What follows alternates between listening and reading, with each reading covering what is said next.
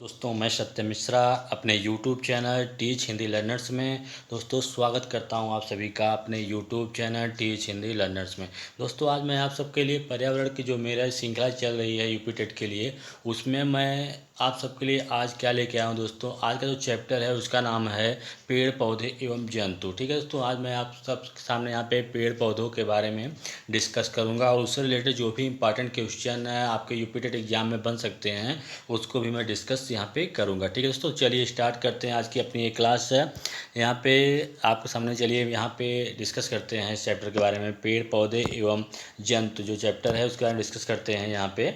चलिए क्या कर रहा है कि जीव। ठीक है दोस्तों, जीव क्या होते हैं, इस जीवों में कुछ सजीव होते हैं। इस संसार में विभिन्न प्रकार के जीव पाए जाते हैं। उस जीवों में से क्या होते हैं, कुछ जीव क्या होते हैं दोस्तों, कुछ सजीव होते हैं तो कुछ निर्जीव होते हैं।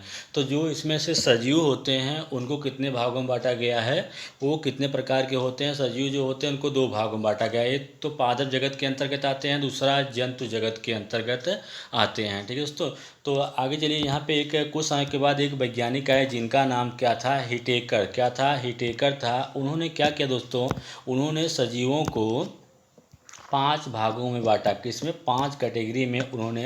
हिटेकर, उनका नाम क्या था दोस्तों, हिटेकर था। उन्होंने क्या किया कि सजीवों को कितने भागों में बांट दिया, 5 भागों में डिवाइड कर दिया। तो उसके पाँचों भागों का मैं यहाँ पे चर्चा करूँगा दोस्तों। तो पहला उनका जो भाग था वो क्या था, पहला जो था क्या था, मुनेरा जगत। क्या था, मुनेरा जगत पहला था। मुनेरा जगत क्या होता है दोस्तों, इसमें जीवाणुओं का अध्ययन करते हैं। किसका अध्ययन करते हैं मुनेरा जगत के अंतर्गत, इसमें जीवाणुओं का अध्ययन करते हैं। जीवाणु क्या होते हैं दोस्तों, जीवाणु एक कोशिकीय जीव होते हैं जो सभी स्थानों पे आसानी से पाए जाते हैं। अगर आपसे पूछ लिया कि जीवाणुओं की खोज किसने किया था, तो दोस्तों जीवाणुओं का जो खोज किया था किसने किया था, ल्यूवेन। किसने किया था, ल्यूवेन हाक ने। किसने किया दोस्तों, ल्यूवेन हाक जो थे एक वैज्ञानिक थे, उन्होंने क्या किया था, जीवाणुओं का खोज किया था। जीवाणु जो होते हैं क्या, उससे एक कोशिकीय जीव होते हैं जो सभी स्थानों पे आसानी से या सभी स्थानों पे पाए जाते हैं। जीवाणुओं से क्या होता है, जीवाणुओं का उपयोग क्या था दोस्तों, अगर पूछ लेता है तो जीवाणु जो होते हैं उनसे प्रतिजैविक जो औषधियाँ होती हैं, औषधियाँ इनसे ही बनाई जाती हैं। और क्या होता है दोस्तों, दही का जमना भी किसके कारण संभव हो पाया है, वो जीवाणुओं से होता है। या पनीर बनना भी क्या होता है, वो भी जीवाणुओं के कारण ही होता है। सिरका जो बनता है वो भी किसके कारण होता है, जीवाणुओं के कारण ही होता है। जीवाणु जो होते हैं दोस्तों क्या करते हैं, जीवाणु होते हैं बीमारियां फैलाते हैं। क्या करते हैं, बीमारियां फैलाने का भी काम किसका होता है, जीवाणुओं का होता है। जीवाणुओं के कारण ही दोस्तों क्या होता है, जो भोजन कभी कभी क्या होता है खराब हो जाता है, तो वो भी क्या होता है, किसके कारण होता है, जीवाणुओं के कारण ही होता है। ठीक है, जीवाणु क्या होते हैं दोस्तों, जीवाणु से बचाने के लिए, जीवाणु से कोई चीज़ें खराब ना हो उसके बचाने के लिए, जैसे कुछ चीज़ें होती हैं, जैसे अचार बना दिया जाता है, या तो मुरब्बा बना दिया जाता है, या तो क्या करते हैं दोस्तों कि जो वस्तुओं को बचाना होता है जीवाणुओं से, उसमें नमक लगाकर या नमक मिलाकर उसको क्या किया जाता है, रख दिया जाता है, जिससे वो जीवाणु उसको प्रभावित नहीं कर पाते या जीवाणुओं के द्वारा वो खराब नहीं होता है। ठीक है, चलिए आगे डिस्कस करते हैं। प्रोटिस्टा जगत, दूसरा क्या दोस्तों, पहला आपने पढ़ा मुनेरा जगत, दूसरा क्या है, प्रोटिस्टा जगत। क्या दोस्तों, प्रोटिस्टा जगत दूसरा। प्रोटिस्टा जगत में क्या करते हैं दोस्तों, ये प्रोटिस्टा जगत होता है, इस जगत के जीव जो होते हैं, जो प्रोटिस्टा जगत होता है, इस जगत के जो जीव होते हैं दोस्तों कहाँ पाए जाते हैं, मुख्यतः जल में पाए जाते हैं। किसमें पाए जाते हैं, ये मुख्यतः जल में पाए जाते हैं। जैसे प्रोटोजोआ जो संघ होता है वो सब किस में आते हैं, वो प्रोटोजोआ जो होता है प्रोटिस्टा जगत में आता है। किस में आता है, प्रोटिस्टा जगत में आता है दोस्तों। इसमें मुख्यतः क्या होते हैं आपके, अमीबा,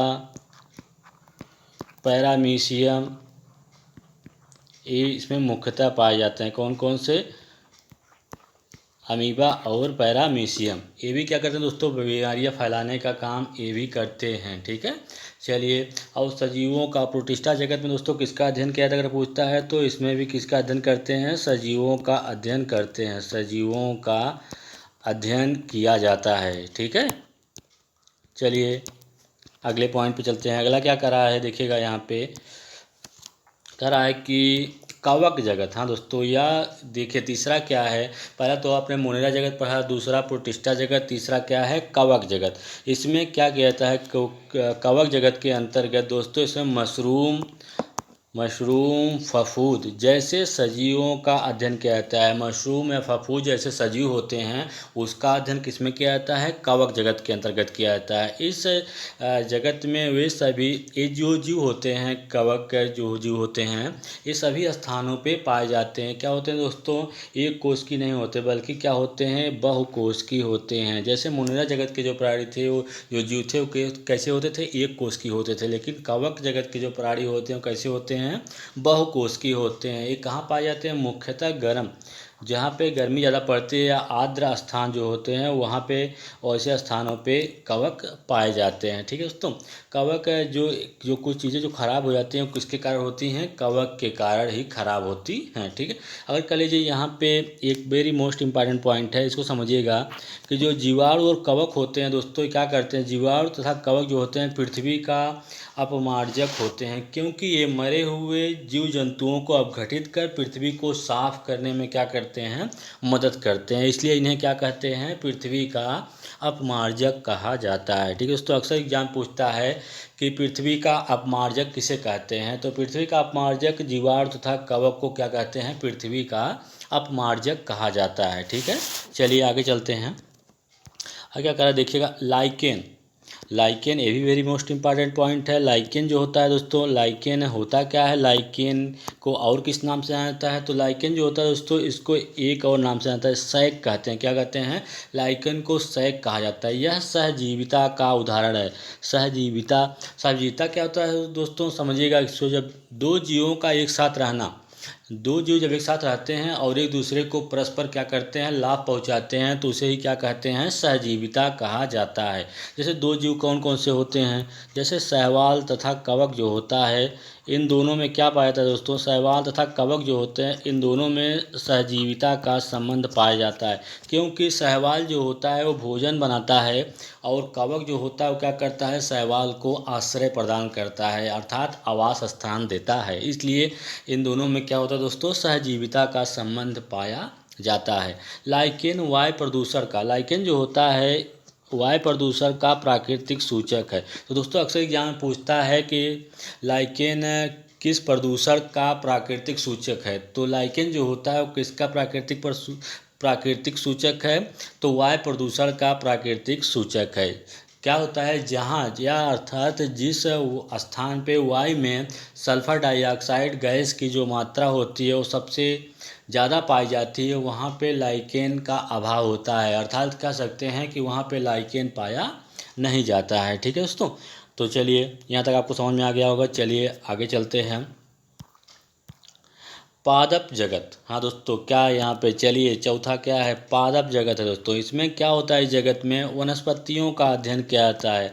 पादप जगत के अंतर्गत वनस्पतियों का अध्ययन किया जाता है। इसको एक और नाम से जानते हैं, इसको फ्लोरा भी कहते हैं। क्या कहते हैं, फ्लोरा भी कहा जाता है। ठीक है दोस्तों, तो अगर पूछ लेता है कि वनस्पति विज्ञान का जनक किसे कहते हैं, तो वनस्पति विज्ञान का जो जनक थे उन कौन थे, थियोफ्रेस्टस। दोस्तों कौन थे, थियोफ्रेस्टस जो थे वो कौन थे, वनस्पति विज्ञान के जनक कौन है, थियोफ्रेस्टस को वनस्पति विज्ञान का जनक कहा जाता है।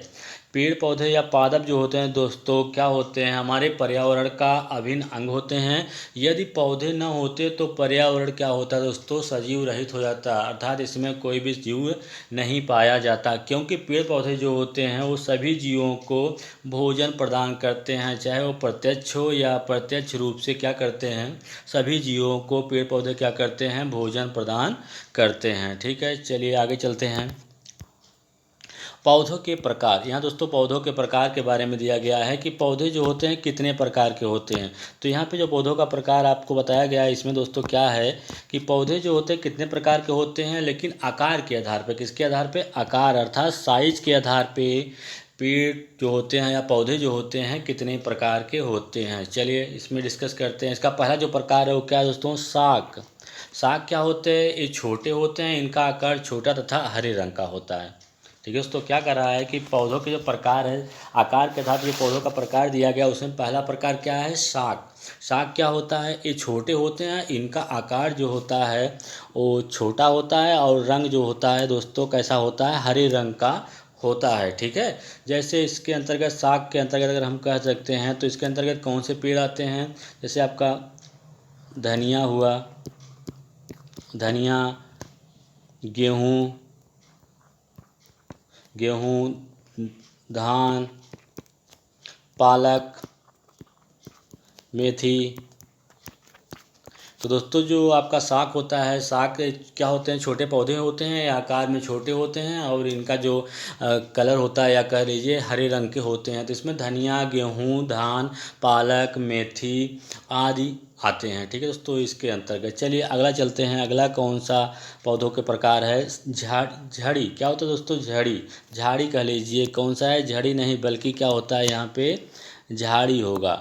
ठीक है, क्या होगा यहाँ पे आपका, झाड़ी होगा। ठीक है दोस्तों, झाड़ी क्या होता है, ये साग से, जो साग अभी आपने बताया कि साग जो होते हैं ये क्या होते हैं, साग से थोड़ा क्या होते हैं, बड़े होते हैं। इनका जो तना होता है वो कैसा होता है दोस्तों, इनका तना जो होता है वो कठोर होता है लेकिन ज़्यादा मोटा नहीं होती है। इनकी कई शाखाएँ भी होती हैं। ठीक है, तो क्या होता है, इसके अंतर्गत कौन से पेड़ आते हैं झाड़ी के अंतर्गत, जैसे आपका गुलाब हुआ, नींबू हुआ, गुड़हल, ये सब किसके अंतर्गत आते हैं, झाड़ी के अंतर्गत आते हैं। गुलाब, नींबू और गुड़हल, गुड़हल ये सब किसके अंतर्गत आते हैं दोस्तों, ये सब झाड़ी के अंतर्गत आते हैं। क्या झाड़ी जो होता है वो साग से बड़ा होता है और उससे इसका तना कठोर भी होता है। ठीक है, चलिए अगले पे चलते हैं। अगला क्या करा है, वृक्ष। हाँ दोस्तों, उसमें आपने पहला पढ़ा क्या है, पहला साग पढ़ा, दूसरा झाड़ी पढ़ा, तीसरा क्या है, वृक्ष। ये क्या होते हैं, झाड़ी जो होती है उससे क्या होते हैं दोस्तों, झाड़ी से बड़े होते हैं। क्या होते हैं, ये झाड़ी जो होती है उससे क्या होते हैं दोस्तों, झाड़ी से बड़े होते हैं। इनका तना जो होता है मोटा होता है तथा गहरे भूरे रंग का होता है। अगर यहाँ पे वृक्ष की चर्चा होगी दोस्तों, वहाँ पे जो उसका तना होगा वो क्या होगा, मोटा होगा, काफ़ी मोटा होगा और उसका कलर जो होगा वो भूरे रंग का होगा। ठीक है, इसके भी क्या होती हैं, कई शाखाएँ होती हैं। ठीक है, चलिए इसके अलावा भी कुछ पेड़ पौधे हैं, इनकी भी चर्चा कर लेते हैं। कुछ पौधे ऐसे होते हैं दोस्तों जो अत्यंत क्या होते हैं, कमज़ोर होते हैं। अत्यंत क्या होते हैं, कमज़ोर होते हैं और सीधे खड़े भी नहीं हो पाते हैं। इसके उनको दो कैटेगरी में डिवाइड किया गया, अर्थात उनको दो भागों में बांटा गया है। कुछ पौधे ऐसे दोस्तों जो सीधे खड़े नहीं हो सकते हैं या बहुत ही क्या होते हैं, उनकी जो शाखाएँ होती हैं बहुत ही पतली होती हैं। ठीक है, उनको दो भागों में बांटा गया। कौन कौन से होते हैं वो देख लीजिएगा। यहाँ पे एक है आपका बिसर्पी लता, एक होता है उसमें से क्या होता है दोस्तों, एक बिसर्पी लता होता है, दूसरा आरोही लता होता है। तो बिसर्पी लता जो होती है दोस्तों वो क्या होती है, ये ज़मीन पर फैल जाते हैं। क्या होते हैं दोस्तों, ये क्या होते हैं, ये ज़मीन पर फैल जाते हैं, ये ज़मीन पर फैल जाते हैं, ये ज़मीन पर फैल जाते हैं। इसके अंतर्गत कौन से पेड़ पेड़ आते हैं दोस्तों, इसके अंतर्गत तरबूज, पुदीना, खरबूज ये सब आते हैं। क्या होते हैं, तरबूज, तरबूज, पुदीना, खरबूज, तरबूज, पुदीना, खरबूज ये सब किसके अंतर्गत आते हैं, बिसर्पी लता के अंतर्गत आते हैं। दूसरा क्या है दोस्तों, आरोही लता। इसमें दोस्तों ये किसी क्या होते हैं, ये किसी की सहायता से क्या किया जाता है, इनको किसी की सहायता से कहीं पे चढ़ा दिया जाता है या किसी की सहायता से ही आप विकास कर पाते हैं, ऊपर चढ़ पाते हैं। तो इसके अंतर्गत दोस्तों कौन से पेड़ आते हैं, जैसे आपका मनी प्लांट हुआ, मनी प्लांट, मटर का पौधा, मटर, ये सब दोस्तों क्या होते हैं, आरोही लता होते हैं जो कि किसी की सहायता से चढ़ाए जाते हैं। ठीक है दोस्तों, चलिए आगे चलते हैं। अभी तक मैंने पढ़ा पेड़ों के प्रकार के बारे में। अब हम पढ़ते हैं कि पेड़ जो होता है, पौधे जो होते हैं उनके कौन कौन से भाग होते हैं दोस्तों और उन प्रत्येक भाग का कार्य क्या है। ठीक है, चलिए यहाँ पे आपके सामने आ चुका है दोस्तों कि पौधों के भाग कौन कौन से होते हैं। पौधों में दोस्तों क्या पाया जाता है, देखिए यहाँ पे आपके सामने एक वृक्ष दिया गया है। एक वृक्ष हम भी बना लेते हैं यहाँ पे छोटा सा। यहाँ पे देखिएगा एक वृक्ष है, इसमें क्या होता है, पत्तियाँ होती हैं दोस्तों, क्या होती हैं, पत्तियाँ होती हैं। यहाँ पे आपका फूल लगा हुआ, इसमें क्या होता है, इसमें जड़ें होती हैं। तो दोस्तों जो पेड़ होता है, पौधे होते हैं, उसमें क्या होते हैं, जड़ होती हैं। क्या होता है, जड़ होता है, और तना होता है, पत्ती होती है दोस्तों, और फूल होते हैं। चलिए यहाँ पे मैं नीचे डिस्कस करता हूँ कि जो पेड़ होता है या पौधे होते हैं उनके प्रत्येक भाग का यहाँ पे चर्चा हम नीचे करेंगे। ठीक है दोस्तों, चलिए यहाँ सबसे पहले हम चर्चा करेंगे जड़। दोस्तों सबसे पहले नीचे से चलेंगे। जड़ दोस्तों, जड़ क्या होता है और उसका कार्य क्या है। ठीक है, चलिए यहाँ पे पहला जो पेड़ के पार्ट हैं उसमें क्या है, जड़ है। तो जड़ क्या होते हैं, जड़ पौधे का भूमिगत भाग होता है। दोस्तों भूमिगत भाग क्यों कहते हैं, जो जड़ होता है वो ज़मीन के अंदर होता है, इसलिए उसे क्या कहते हैं, भूमिगत भाग होता है। एक किस कलर के होते हैं, इनका रंग जो होता है वो हरा रंग होता है। क्या करते हैं, पौधों को ज़मीन से जकड़े रहते हैं ताकि जो पौधा है वो खड़ा रहे और गिरे न। ठीक है दोस्तों, इसके लिए क्या करते हैं, ज़मीन से उसको जकड़े रहते हैं। जड़ मिट्टी में मौजूद क्या करती है, जड़ का कार्य क्या होता है दोस्तों, जड़ क्या करती है कि मिट्टी में मौजूद जल एवं खनिज पदार्थों को अवशोषित करती है। ठीक है दोस्तों, क्या काम होता है जड़ का, जड़ तो सबसे पहले काम करती है, पेड़ पौधों को क्या करती है कि ज़मीन में जकड़े रहती है ताकि वो सीधे खड़े रहें, उनको कोई नुकसान ना हो। और दूसरा काम क्या होता है जड़ का, वो क्या करती हैं, मिट्टी में मौजूद जो भी जल एवं खनिज पदार्थ होते हैं उनको क्या करती हैं, अवशोषित करने का काम करती हैं। ठीक है, जड़ें जो होती हैं दोस्तों, यहाँ पे जड़ों के बारे में चर्चा कर लेते हैं। तो जड़ क्या हुआ, अभी आपको समझ में आ गया। आप चर्चा करते हैं कि जड़ें जो होती हैं वो कितने प्रकार की होती हैं। जड़ें जो होती हैं दोस्तों, यह मुख्यतः दो प्रकार की होती हैं।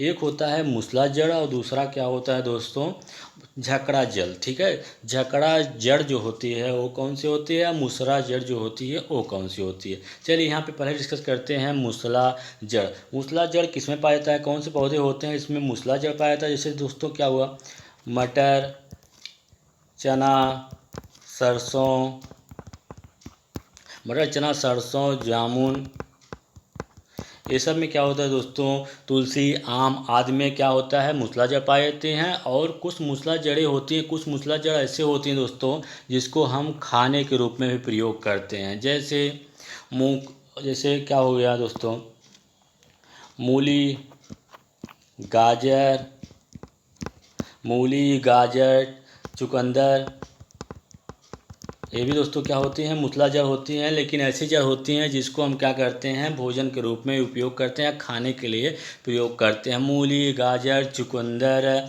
और टेपियोका जो होते हैं सब क्या करते हैं, शलजम, में सबको हम खाने के रूप में यूज करते हैं। दूसरी जड़ कौन सी है दोस्तों, दूसरी जड़ है झकड़ा जड़। झकड़ा जड़ क्या होती है दोस्तों, झकड़ा जड़। झकड़ा जड़ के कौन कौन से पौधे होते हैं, झकड़ा जड़ जो होता है ये क्या होते हैं दोस्तों, इसमें गेहूँ घास केला मक्का गन्ने के पौधों में पाई जाती है। किस में पाई जाती है, जैसे जो गेहूँ होता है, गेहूँ हुआ, घास हुआ, केला, मक्का और मक्का गन्ना, इस सब के पौधों में दोस्तों जो जड़ें होती हैं, किस प्रकार की जड़ें होती हैं, झकड़ा जड़ उसमें पाई जाती है। ठीक है दोस्तों, झकड़ा जड़ होती है। झकड़ा जड़ में क्या होती है दोस्तों, झकड़ा जड़ कई प्रकार की होती हैं। कुछ तो रेशेदार जड़ें होती हैं। रेशेदार जड़ें जैसे होती हैं, जैसे रेशेदार जड़ें प्याज तथा लहसुन में क्या होती हैं, रेशेदार जड़ें पाई जाती हैं। परजीवी क्या होते हैं, दूसरे पौधों के ऊपर पाई जाती हैं, उन्हें क्या कहते हैं, परजीवी जड़ कहते हैं। जैसे अमरवेल हुआ, वो क्या होते हैं, परजीवी जड़ होती हैं। ठीक है दोस्तों, चलिए आगे चलते हैं अगले पॉइंट पे। यहाँ पेड़ का अभी तक मैंने आपको दो पार्ट पढ़ाया कि पेड़ में कौन कौन से जड़ होता है और उसमें कौन सी जड़ें पाई जाती हैं। ठीक है दोस्तों, जड़ों के बारे में चर्चा हुआ और पहला क्या हुआ, जड़ के बारे में चर्चा हो, जड़ कितने प्रकार की होती हैं उसके बारे में चर्चा कर चुके हैं। ठीक है, चलिए आगे चलते हैं कि पेड़ का पार्ट है तना। ठीक है दोस्तों, तना क्या होता है या इसका काम क्या होता है। ये तना जो होता है दोस्तों क्या करता है, तना पौधे का वह भाग होता है, तना जो होता है पौधे का वह भाग होता है या वह हिस्सा होता है जो जड़ द्वारा अवशोषित जल और खनिजों को पौधों के अन्य भागों में पहुंचाता है। दोस्तों क्या हुआ समझिएगा कि जो तना होता है, तना जो होता है पौधे का वह भाग होता है जड़। जो देखिए, तो अभी मैंने आपको बताया कि जड़ जो होती हैं वो क्या करती हैं, पृथ्वी में मौजूद जो भी जल और खनिज पदार्थ होते हैं उसको क्या करती है, अवशोषित करने का काम किसका होता है, जड़ का होता है। और तना दोस्तों क्या करता है, उसी जो जड़ द्वारा अवशोषित जल और खनिज होता है उसको क्या करती है, पेड़ पौधे जो होते हैं उसके प्रत्येक भागों में पहुँचाने का काम किसका होता है, तने का होता है। ठीक है दोस्तों, पौधों के तने ज़मीन के नीचे होती हैं।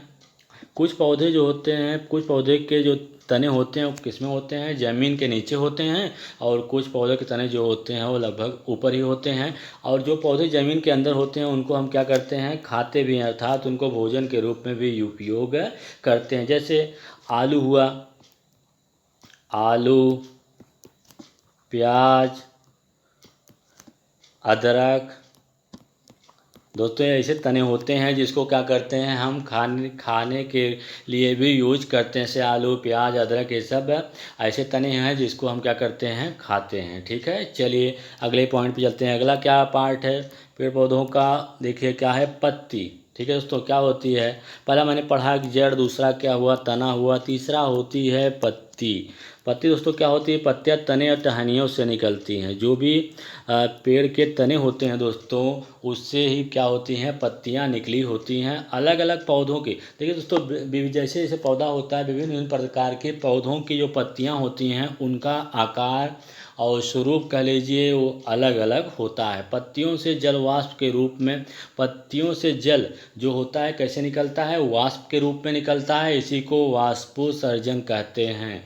पत्तियों से जो जल होता है दोस्तों किस रूप में निकलता है, वाष्प के रूप में निकलता है। इसी को क्या कहा जाता है, वाष्पोत्सर्जन कहते हैं। पत्तियों द्वारा ही दोस्तों क्या होता है, पत्तियां ही दोस्तों क्या करती हैं, गैसों का आदान प्रदान करती हैं। क्योंकि पत्तियों में ही क्या होता है दोस्तों, छोटे छोटे छिद्र पाए जाते हैं जिन्हें क्या कहा जाता है, रंध्र कहते हैं। दोस्तों अक्सर एग्जाम पूछ लेता है कि पत्तियों में जो छोटे छोटे छिद्र पाए जाते हैं उसे क्या कहते हैं, तो उसे क्या कहते हैं, रंध्र कहते हैं। और पत्तियों के द्वारा ही गैसों का दोस्तों क्या होता है, आदान प्रदान होता है। ठीक है, पत्तियां जो होती हैं किस कलर की होती हैं, हरे कलर की होती हैं। कुछ देखिए दोस्तों क्या होता है, कुछ पौधे क्या होते हैं, एक बीजपत्री होते हैं, तो कुछ क्या होते हैं, द्विबीजपत्री होते हैं। ठीक है, अक्सर एग्जाम पूछ लेता है कि निम्नलिखित में से बताइए कौन सा एक बीजपत्री पौधा है या कौन सा दो बीजपत्री पौधा है, द्विबीज। तो एक बीजपत्री जो पौधा होता है दोस्तों वो क्या होता है, जैसे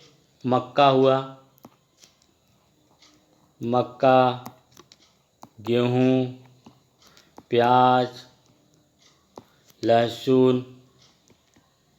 मक्का, प्याज, गेहूँ और लहसुन में दोस्तों क्या होता है, एक बीजपत्री पौधे होते हैं। जबकि चना, मूली, गाजर, संतरा, टमाटर, इन सब में क्या होता है, द्विबीजपत्री पौधे होते हैं। ठीक है दोस्तों, तो अगर आपसे पूछता है कि एक बीजपत्री पौधे कौन से होते हैं, तो मक्का, गेहूँ, प्याज, लहसुन, चावल, नारियल, ये सब क्या होते हैं, एक बीजपत्री पौधे होते हैं।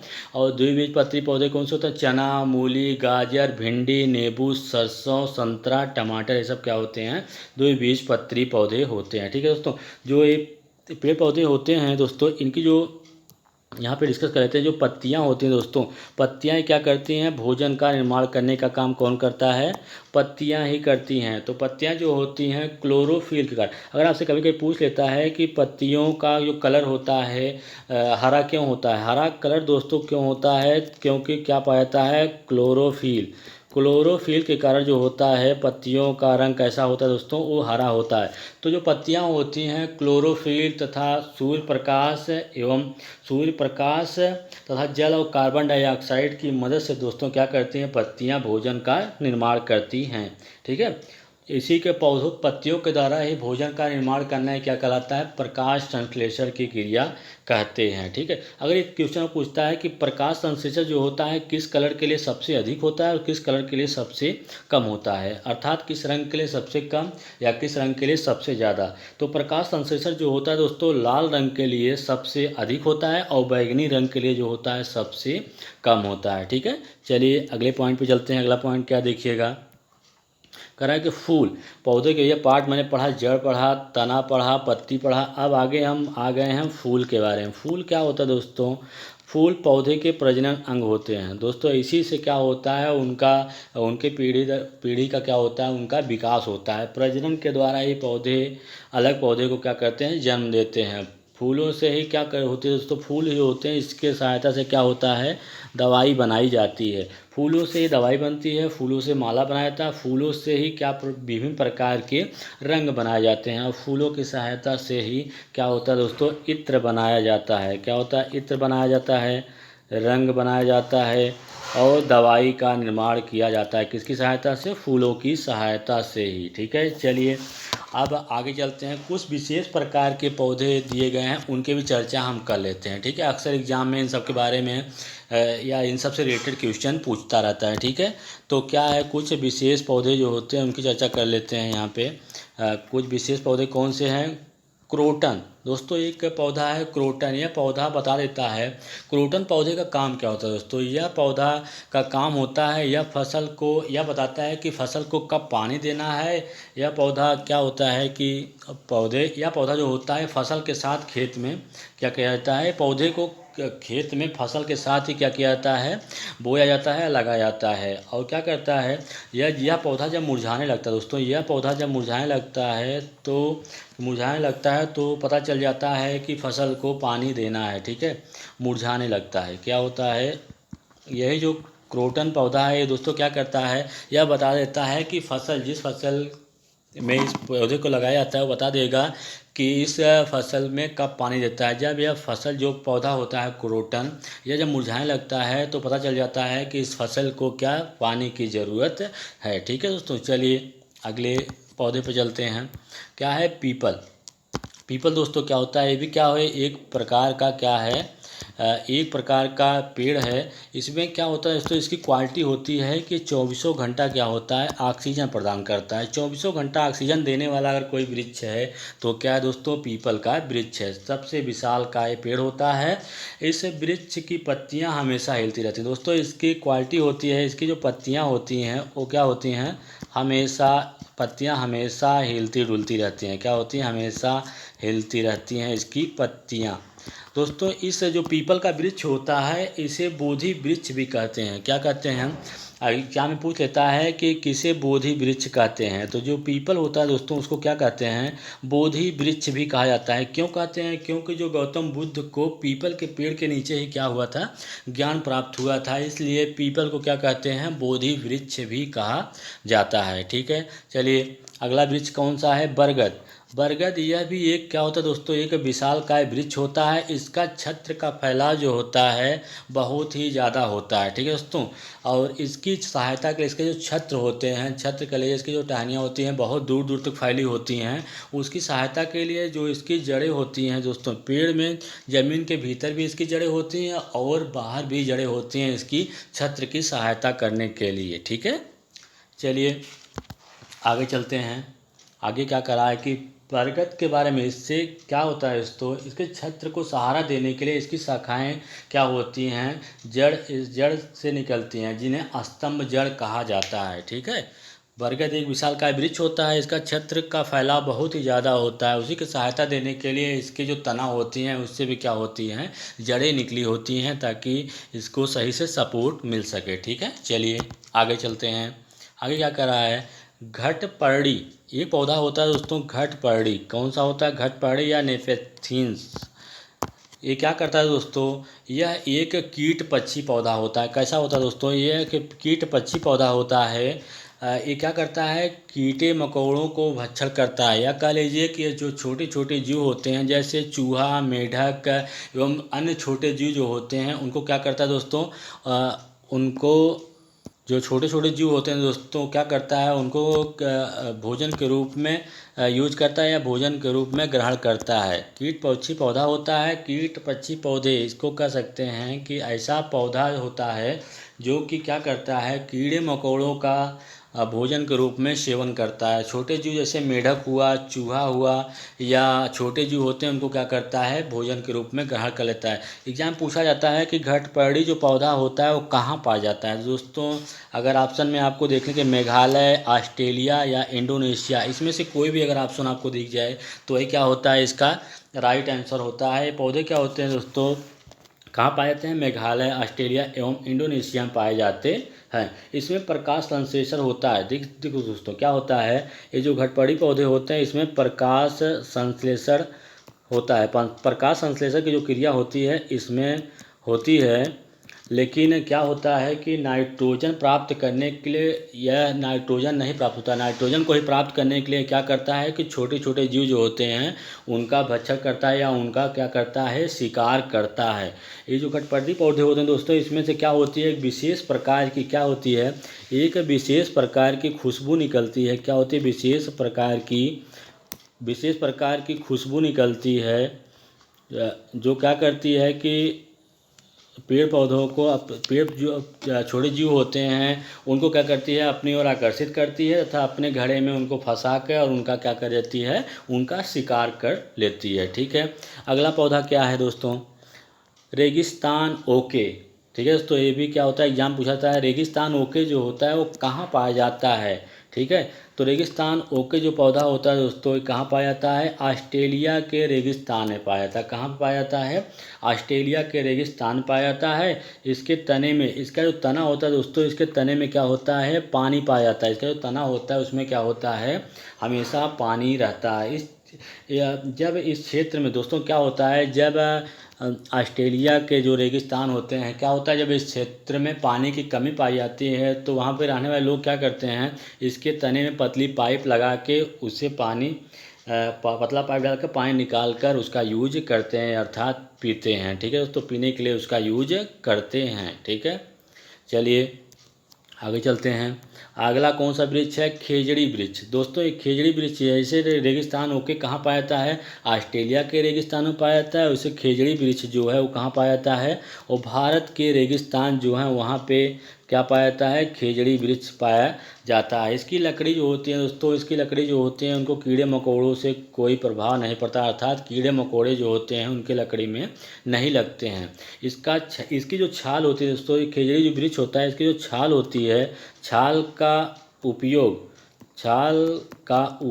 जो होता है दोस्तों किस लिए करते हैं, उपयोग दवा बनाने के लिए करते हैं। किसके लिए, दवा बनाने के लिए इसकी छाल का प्रयोग करते हैं। इसके लिए ज़्यादा पानी की भी ज़रूरत नहीं पड़ती है। ठीक है दोस्तों, रेगिस्तान में पाया जाता है इसलिए इसके लिए ज़्यादा पानी की भी ज़रूरत नहीं पड़ती है। ठीक है, अब चलिए आगे चलते हैं। क्षेत्रों के आधार पे पौधों के प्रकार, कुछ क्षेत्र विशेष होते हैं उसके आधार पे कुछ पौधों के बारे में यहाँ पर बताया गया है कि क्षेत्रों के आधार पे जो पौधे होते हैं वो कितने प्रकार के होते हैं। तो क्षेत्र के आधार पर पौधों के प्रकार, मरुदभिद, ये पौधे मरुस्थलीय इलाकों में पाए जाते हैं। मरुदभिद अगर पूछता है कि मरुदभिद पौधे कहाँ पाए जाते हैं दोस्तों, तो मरुदभिद पौधे जो होते हैं मरुस्थलीय इलाकों में पाए जाते हैं। इनकी जो जड़ें होती हैं दोस्तों कैसी होती हैं, इनकी जड़ें बहुत ही ज़्यादा क्या होती हैं, लंबी होती हैं। और इनकी पत्तियाँ जो होती हैं दोस्तों, इनकी पत्तियाँ छोटी होती हैं। फिर यही जो छोटी पत्तियाँ होती हैं ये बाद में कांटों में कन्वर्ट हो जाती, किस में हो जाती हैं, कांटों के रूप में कन्वर्ट हो जाती हैं। ठीक है, चलिए इसमें कौन से वृक्ष पाए जाते हैं मरुद वृक्ष के अंतर्गत, तो कह सकते हैं आप इसमें बबूल और कैक्टस। क्या पाया जाता है दोस्तों, बबूल तथा कैक्टस वृक्ष जो होते हैं उसके अंतर्गत आते हैं, मरुदभिद पौधों के अंतर्गत आते हैं। ठीक है, चलिए आगे चलते हैं।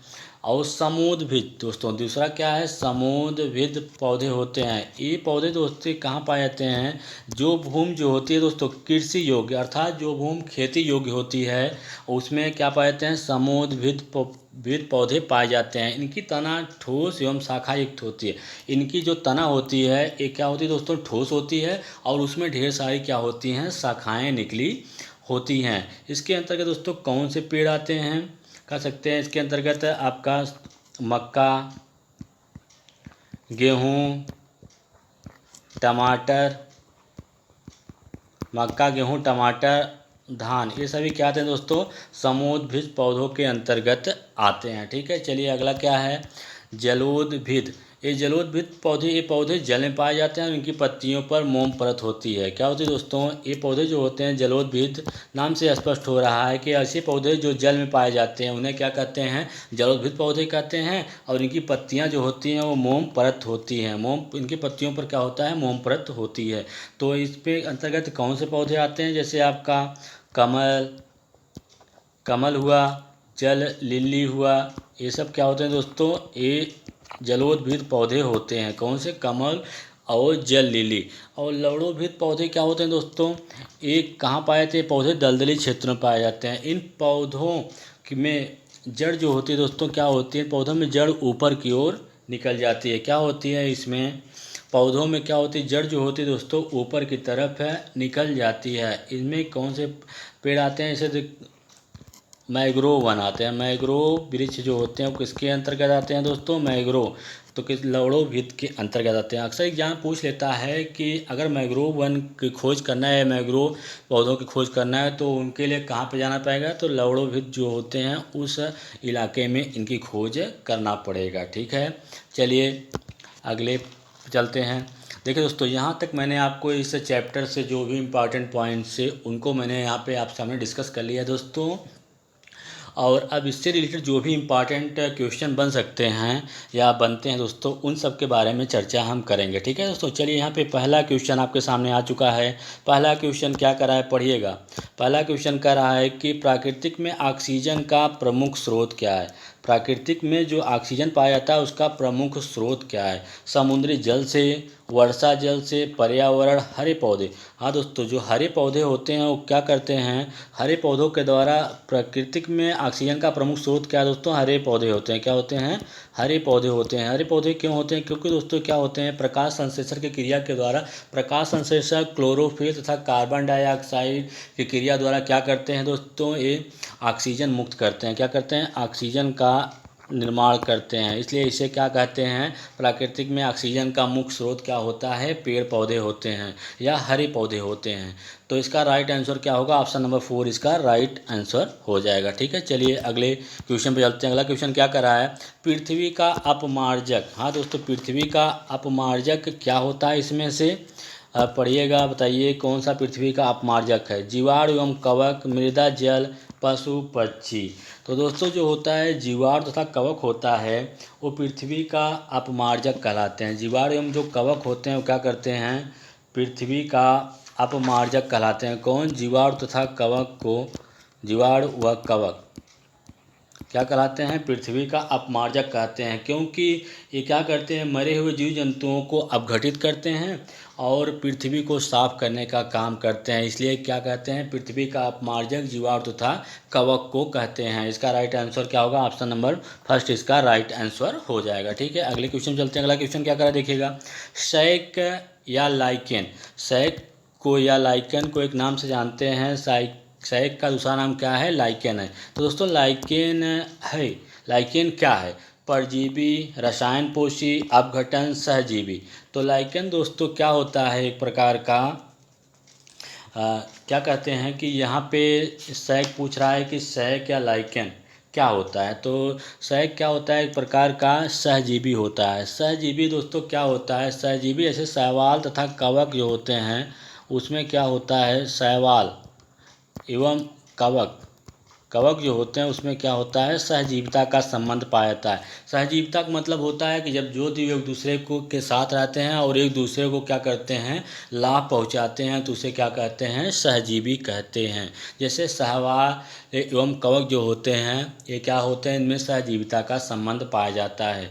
तो लाइकेन क्या होता है दोस्तों, लाइकेन एक प्रकार का सहजीवी होता है। तो इसका राइट आंसर क्या होगा, ऑप्शन नंबर 4 होगा। लाइकेन जो होता है वो वायु प्रदूषण का प्राकृतिक सूचक है। दोस्तों क्या है लाइकेन, वायु प्रदूषण का, वायु प्रदूषण का क्या है, वायु प्रदूषण का प्राकृतिक स्रोत है। क्या है दोस्तों, प्राकृतिक सूचक कह लीजिए। क्या है, अगर पूछता है कि वायु प्रदूषण का प्राकृतिक सूचक क्या है, तो वायु प्रदूषण का प्राकृतिक सूचक क्या होता है, लाइकेन होता है। अगले क्वेश्चन में चलते हैं। अगला क्वेश्चन क्या करें देखिएगा, लौंग जो होता है, लौंग और केसर पौधे के किस भाग से प्राप्त किए जाते हैं? लौंग और केसर, लौंग जो होता है लौंग होता है, लौंग और केसर पौधे के किस भाग से प्राप्त होते हैं? जड़, तना, फूल, फल। तो लौंग और केसर जो होते हैं वो पौधों के फूल से प्राप्त होते हैं। किससे प्राप्त होते हैं दोस्तों? फूल से। तो इसका राइट आंसर क्या होगा? ऑप्शन नंबर 3 इसका राइट आंसर हो जाएगा। चलिए अगले क्वेश्चन चलते हैं। विज्ञान के एक अध्यापक को मैंग्रोव पादपों की तलाश हेतु, मैंग्रोव पादप जो होते हैं उनकी तलाश के लिए क्या करना है? एक अध्यापक को मैंग्रोव पादपों की तलाश हेतु विद्यार्थियों को किस क्षेत्र में खोज के लिए प्रोत्साहित करना चाहिए? अगर दोस्तों क्या होता है इसमें क्वेश्चन का पूछने का मतलब क्या है कि अगर विद्यार्थी जो हैं वो मैंग्रोव पादप जो होते हैं उनकी खोज करना चाहते हैं तो जो अध्यापक है उसको सलाह दे देनी चाहिए किस स्थान पर जाके इसकी खोज करें। तो मरुभूमि, गर्म व आर्द्र क्षेत्र में, शीत क्षेत्र में, लवणोभित दलदल में। तो दोस्तों जो मैंग्रोव कहाँ पाए जाते हैं? लवणोभित दलदल में पाए जाते हैं। इसलिए क्या इसका राइट आंसर क्या हो जाएगा? ऑप्शन नंबर 4 इसका राइट आंसर होगा, लवणोभित दलदल में। अध्यापक को सलाह देनी चाहिए कि विद्यार्थियों को जाकर लवणोभित जो दलदल होता है उसमें जाके इसकी खोज करें। ठीक है, चलिए अगला क्वेश्चन क्या है देखिएगा। पौधों में जल का अधिग्रहण किसके द्वारा होता है? दोस्तों जो पौधे होते हैं उसमें जल का अधिग्रहण जो होता है किसके द्वारा होता है? Xylem, phloem, cambium, palisade. तो पौधों में जल का अधिग्रहण किसके द्वारा होता है दोस्तों? तो जाइलम के द्वारा होता है। किसके द्वारा होता है? जाइलम के द्वारा होता है। तो इसका राइट आंसर क्या होगा? ऑप्शन नंबर 1 इसका राइट आंसर हो जाएगा। पौधों में दोस्तों क्वेश्चन पूछ लिया कि पौधों में जो प्रजनन होता है, पौधों में प्रजनन किसके द्वारा होता है? तो पौधों में प्रजनन जो होता है दोस्तों फूल के द्वारा होता है। किसके द्वारा होता है? फूल के द्वारा पौधों में प्रजनन होता है। और पौधों में प्रकाश संश्लेषण की क्रिया किसके द्वारा होती है? तो पत्तों के द्वारा जो होते हैं, हरे पौधे जो होते हैं उनके द्वारा क्या होता है? प्रकाश संश्लेषण की क्रिया होती है। ठीक है, प्रकाश संश्लेषण की क्रिया किससे होती है? हरे पौधों के द्वारा प्रकाश संश्लेषण की क्रिया होती है। ठीक है, चलिए अगले क्वेश्चन में चलते हैं। अगला क्वेश्चन क्या करें देखिएगा। कांटेनुमा पत्तियों को दर्शाकर, कांटेनुमा पत्तियों का एक चित्र या दर्शाकर एक शिक्षक किस प्रकार के पौधों के बारे में पढ़ा रहा है? स्थलीय पौधे, जलीय पौधे, उभयधर्मी या मरुस्थलीय। तो जो मरुस्थलीय इलाकों में पौधे पाए जाते हैं दोस्तों उनकी पत्तियां जो कैसी होती हैं? उनकी पत्तियां होती हैं कांटेनुमा। तो जो उनकी पत्तियां पाई जाती हैं उनमें क्या होता है दोस्तों? उनमें छोटे छोटे क्या होते हैं? कांटे पाए जाते हैं। तो ये इस प्रकार के पेड़ पौधे कहाँ पाए जाते हैं दोस्तों? मरुस्थलीय इलाकों में ऐसे पेड़ पौधे पाए जाते हैं जिसमें क्या होता है? कांटा होता है। उनकी पत्तियां जो होती हैं कैसी होती हैं? कांटेनुमा होती हैं। तो इसका राइट आंसर क्या होगा? ऑप्शन नंबर 4 इसका राइट आंसर हो जाएगा। चलिए अगले क्वेश्चन पे चलते हैं। अगला क्वेश्चन क्या करा है? प्रकाश संश्लेषण क्रिया में पादपों के द्वारा वातावरण से, दोस्तों क्या होता है प्रकाश संश्लेषण जो क्रिया होती है? प्रकाश संश्लेषण क्रिया तो आप सबको पता है कि इसी क्रिया के द्वारा क्या होती है? पेड़ पौधे जो होते हैं भोजन का निर्माण करते हैं। अगर पेड़ पौधे भोजन का निर्माण ही न करें तो जो पर्यावरण है हमारा सजीव रहित हो जाएगा। तो प्रकाश संश्लेषण क्रिया किससे होती है? हरे पौधों द्वारा होती है। तो इस क्रिया में पादपों के द्वारा वातावरण से या कह लीजिए पर्यावरण से कौन से गैस अवशोषित की जाती है? ऑक्सीजन, कार्बन डाइऑक्साइड, जल वाष्प, नाइट्रोजन। तो दोस्तों जो प्रकाश संश्लेषण क्रिया होती है इसमें क्या करते हैं? पेड़ पौधे कार्बन डाइऑक्साइड जो होती है उसको क्या करते हैं? अवशोषित कर लेते हैं। उसके बदले में क्या करते हैं दोस्तों? ऑक्सीजन को क्या करते हैं? मुक्त करते हैं। तो किस गैस का अवशोषित करेंगे? Carbon dioxide. तो इसका राइट आंसर क्या होगा? ऑप्शन नंबर 2 इसका राइट आंसर हो जाएगा। चलिए अगले क्वेश्चन पे चलते हैं। अगला क्वेश्चन क्या कर रहा है? आज का अंतिम क्वेश्चन है दोस्तों। निम्नलिखित में से कौन सा अलग समूह से है? निम्नलिखित में से कौन सा अलग समूह से, इसमें से जितने पेड़ पौधे दिए गए हैं उसमें से पूछ रहा है कौन सा ऐसा पौधा है इसमें से जो कि अलग समूह से? पीपल, केला, गुलाब, नीम। तो इसमें से जो दोस्तों क्या है? केला है। केला जो है सबसे डिफरेंट होता है क्योंकि केले की जो पत्तियां होती हैं कैसी होती हैं दोस्तों? केले की पत्तियां समांतर होती हैं। बाकी और सबकी पत्तियां जो होती हैं जालिका रूपी होती हैं। कैसी होती हैं? जालिका रूपी होती हैं। इसकी पत्तियां कैसी होती हैं? समांतर पत्तियां होती हैं। किसकी? केले की। इसलिए केला जो होता है इसमें सबसे डिफरेंट है। तो इसका राइट आंसर क्या होगा? ऑप्शन नंबर 2 इसका राइट आंसर हो जाएगा। पीपल हुआ, गुलाब हुआ, नीम हुआ, इसकी जो पत्तियां होती हैं दोस्तों कैसी होती हैं? इनकी पत्तियां जालिका रूपी होती हैं। कैसी होती हैं? जालिका रूपी इनकी पत्तियां होती हैं। ठीक है, चलिए अगले क्वेश्चन पे चलते हैं दोस्तों। अगला क्वेश्चन क्या कह रहा है, लाइकेन किस प्रकार के प्रदूषण के प्राकृतिक सूचक हैं। तो लाइकेन जो होता है दोस्तों, लाइकेन का एक नाम और भी है जिसको क्या कहते हैं, लाइकेन को सैक भी कहते हैं। क्या कहते हैं दोस्तों, सैक कहते हैं।